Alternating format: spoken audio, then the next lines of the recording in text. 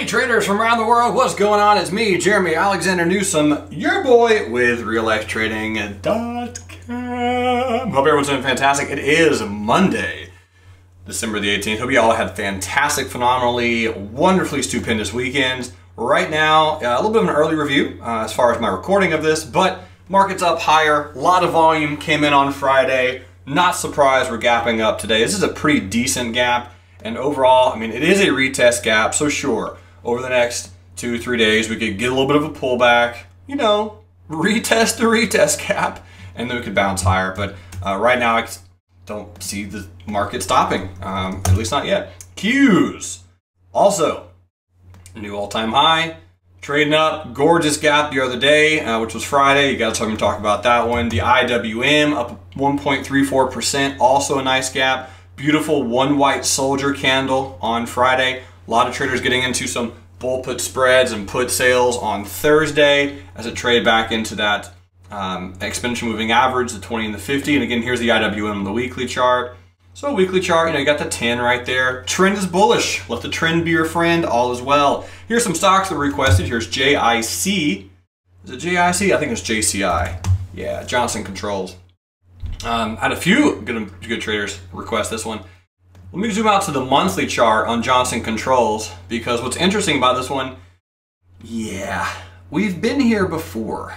There's a chance we've been here before. Back in 1990, I was 2. There was some resistance right there on Johnson Controls before, whatever the heck that was in 1991. And then again back in 2000 during the tech bubble, and you know, about 2-3 months ago. So that $45 mark, a really strong resistance. It'll probably be a while before we break out of that. But all things considered, we are making higher highs and higher lows, at least since 2001. As we trade higher into here, we'll probably start getting some pullbacks. Again, this is still in the monthly chart. Here's the weekly time frame. And the weekly time frame, you're below the moving average on the weekly chart, but you did have a nice high wave candle just last week, and so far we're still an inside week. Obviously it's only Monday, but then here's the daily chart. Daily chart, again, you're still below all the moving averages. So yeah, dividends did just come out. You do have a very nice Chris Hemsworth Hammer of Thor candle back here on the 15th. We're making a little bit of a higher high and a higher low. So my thought is these last 3 days, you get yourself a morning star reversal pattern. If we were to break above the high of the last 3 days, I would be more bullish than bearish, at least bullish to neutral on Johnson Controls. Here's JBH. And JBH, let me hop over here to the weekly.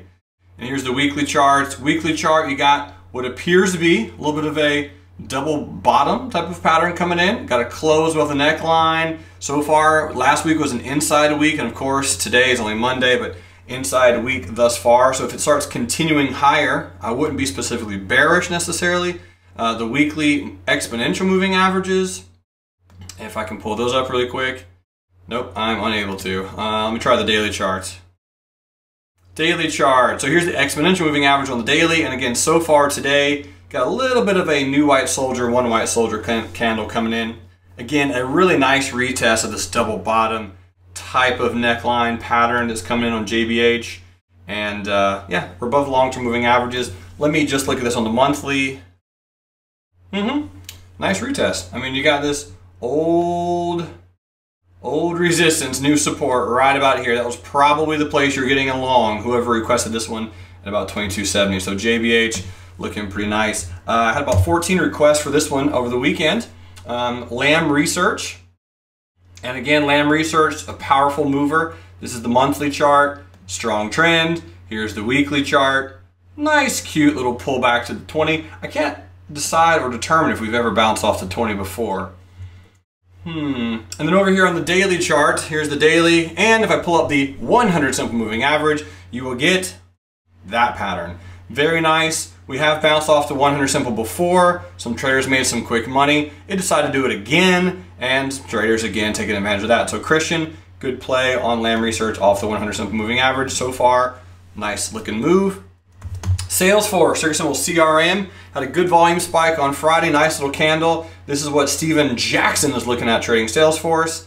Nice little pullback today at 104.93 is the limit buy field. The low of the day was 104.79. Here's the weekly time frame on Salesforce. Also pulled down to the 20. Trend is bullish. Buy the dip. Salesforce looks pretty good. Apple, of course, making new all-time highs today. Woo-wee! Really good volume. Had a phenomenal gap on Friday. Good continuation today. What a just beautiful bounce right there off of the 50 exponential moving average in a bullish trend. How strange that the stock would bounce off the moving averages like that. I mean, that's so weird. Anyway, nice little retest gap today on Apple.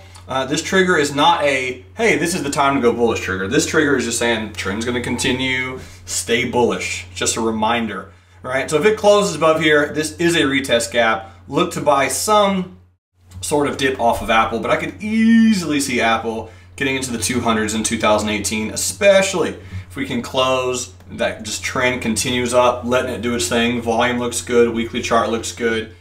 A lot of traders making some money on Apple today. Adobe, ADBE, this little pink line was Mr. Squiggle's handiwork, and yes, he did draw that on the 8th of December. So pull down almost the exact price and penny and day where Mr. Squiggles thought it was going to bounce. Ironically, just using this old support as new resistance. He's a cheater. Anyway, so Adobe, inside day candle today. Here's the weekly charts. And again, a little bit more bullish than bearish. Adobe has already had a really strong, powerful bullish trend.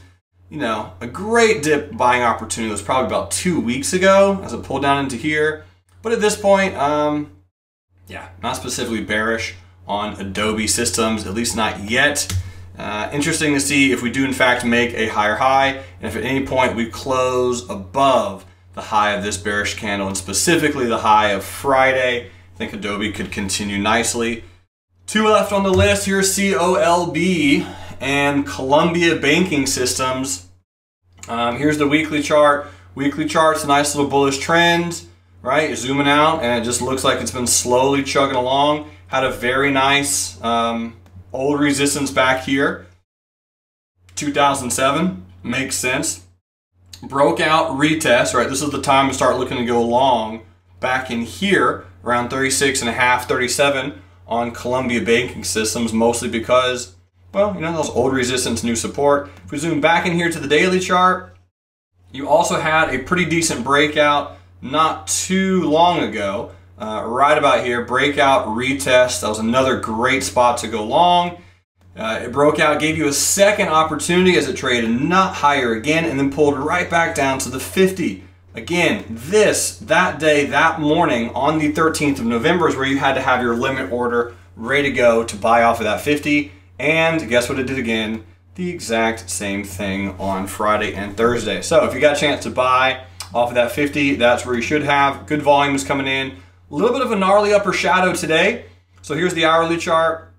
And there's some selling definitely coming in. So if it does get a chance to pull back down to that level, around 43, CLB looks good. Costco, woo, Costco.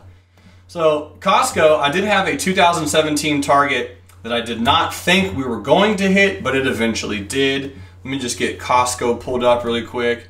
Ticker symbol, COST, and Costco. Back in May, I said this was an easy 2017 target.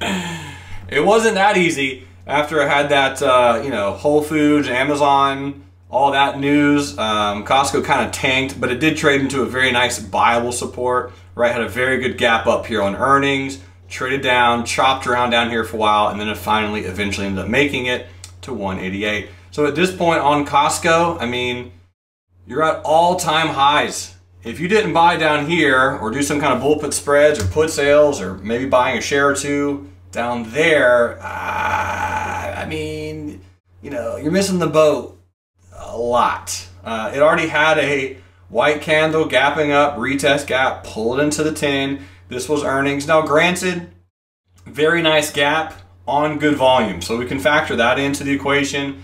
I definitely wouldn't be bearish on Costco. Just look to buy dip, all right? You want to buy low, sell high. This was the buy low, sell high opportunity back in here, and now the trend's already doing its thing. So if you're looking for a trend determination on Costco, it's certainly bullish.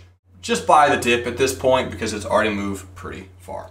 Hopefully, this was a beneficial and helpful review. Folks, Thanks so much for all the kind emails and posts and social media mentions over the weekend. You are awesome. I will be back Wednesday for your next free real life stock review. And until then, remember, love life, and trade it. Bye.